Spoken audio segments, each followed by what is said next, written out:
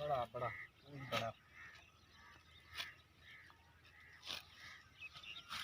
अस्सलामुअलैकुम। उम्मीद है कि आप तमाम दोस्त अहबाब खैर आफियत के साथ होंगे और आपका माह रमज़ानुल मुबारक का मुक़द्दस महीना बड़े आराम सुकून के साथ जा रहा होगा। यहाँ देहात के आज शेड्यूल तरतीब अपने काम के बारे में आप लोगों को आगाह करेंगे। वैसे तो देहात में आम तौर पर रूटीन होती है कि सुबह नमाज और तिलावत के बाद, पेट पूजा के बाद सबसे पहला जो काम होता है इस चीज़ का काम होता है और इसी की फ़िक्र होती है। लेकिन चूँकि हमें बाद नमाज फजर के दूसरे काम होते हैं तो हम थोड़ा लेट ये काम स्टार्ट करते हैं। तो घास काटना है और सब्ज़ी भी काश्त की हुई है। सब्ज़ी का जो मरला है वो भी आपको दिखाना है। बाकी जो हमारे काम के आज शेड्यूल है इंशाल्लाह आज हम वो करने वाले हैं। जब घास काटने आता हूँ तो मेरे साथ ये अबू सुफियान ये साथ होते हैं, छोटा छोटा बेटा वहाँ दे साथ चाचा को। तेरा नाम कौन है? सुफियान है। अच्छा। और ये खड़ा है मोहम्मद यमान और ये टीम मेरे साथ होती है। तो जब घास काटूंगा तो ये जाहिर सी बात है कि कैमरामैन तो यमान को ही बनना पड़ेगा।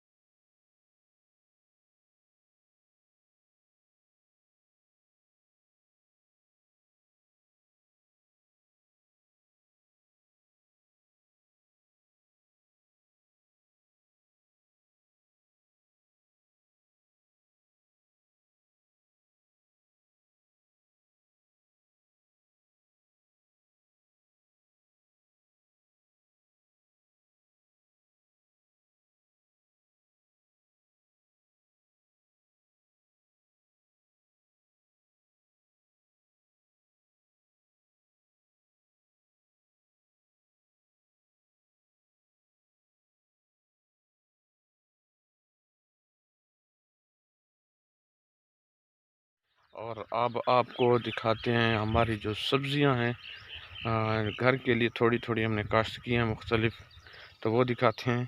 आइए जी, है थूम की फसल और ये अभी तक सब्ज़ है।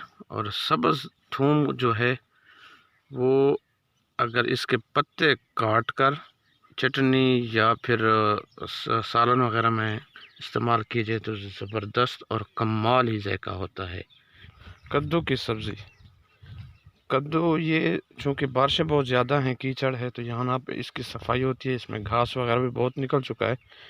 और जब मज़े की बात है कि जब मैंने ये काश्त किया था तो मुझे तजुर्बा नहीं था, तो मैंने ख़ास सर्दियों में ये काश्त कर ली थी। लेकिन उसका नुकसान ये हुआ कि ये पूरे 1 से 1.5 माह के बाद ये पैदा हुई ये सब्ज़ी। तो अभी माशाल्लाह ये कद्दू की फसल ये छोटे छोटे देख सकते हैं। हमारी सराइकी में इसे नहीं कहते हैं, ये नहीं इसे लग रहे हैं और ये फूलों पे आ चुके माशाल्लाह। तो ये हमारे घर का ज़बरदस्त इससे निज़ाम आसानी चल सकता है। ये कुछ अभी निकल रहे हैं कद्दू के दाने। ये लकड़ियाँ आप देख रहे हैं, ये लकड़ियाँ मैंने काट के रखी हैं, चूँकि बारिश आ गई तो टाइम ही नहीं मिला। ये इन कद्दू की जो बैल कहते हैं, सराइकी में तो वल कहते हैं, बहुत लंबी होती है ना, तो ये दरमियान में से लकड़ियों को खड़ा करके इसके दरमियान फिर जाली लगाई जाती है। 3-4 लकड़ियाँ यहाँ दरमियान में लगा देंगे और उस पर फिर जाली लगा देंगे, तो ये ऊपर चढ़ जाएगा कद्दू। तो इसमें एक तो ये है कि जो फल लगता है वो उसका साइज़ वगैरह सब कुछ ज़बरदस्त आता है, साथ साथ ये ज़मीन की बचत हो जाती है।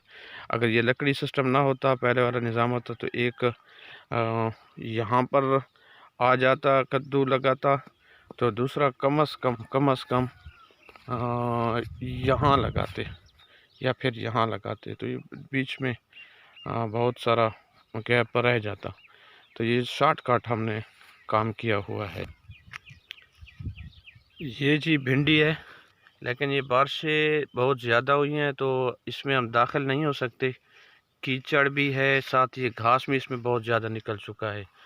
इस हद तक तो मैंने सफाई कर ली थी, लेकिन आगे जो है वो कीचड़ बहुत है, वहाँ सफाई रह गई है। तो ये भी इंशाल्लाह जब हो जाए तो घर के लिए बहुत आसानी होती है। ये है जी प्याज शरीफ। आजकल ये बहुत बदमाश बना फिरता है और देहात में हर दूसरे बंदे ने ये प्याज इसलिए लगाए हुए क्योंकि इस दफ़ा रेट बहुत हाई थे। तो अजीब इत्तेफाक ये है कि इसमें इस साल बीमारी भी बहुत ज़्यादा आ चुकी है। तो इसका जो ये देखें, ये अभी उदास मुरझाया हुआ, बस कुछ दिन के बाद ये खुश्क हो जाएगा। लेकिन अल्हम्दुलिल्लाह बग़ैर किसी इलाज मुआलजे के हमारे पास तो जो मुरझाए खुश्क हुए उसके बाद उसकी दूसरी टहनी भी निकल रही है, जो कि खुश आइंद है। ये देख सकते हैं ये।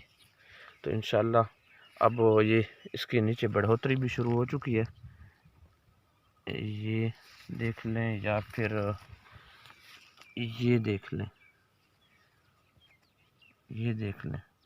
तो ये नीचे से इसकी बढ़ोतरी होती है, प्याज जो होता है। तो इंशाल्लाह ये भी हमारे घर के खाने के लिए बहुत है।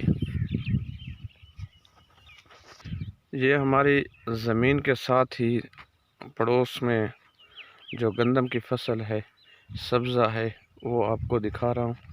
बहुत ही उम्दा, बहुत ही प्यारा माहौल होता है और ये सरसरी नज़र दौड़ा ले। लेकिन ये जो ऊपर से बादल हैं, इनसे दिल बहुत कांप रहा है। फसल तैयार हो और फिर ऊपर से बादल आ जाएं तो दिल बहुत डरता है ज़मींदारों का।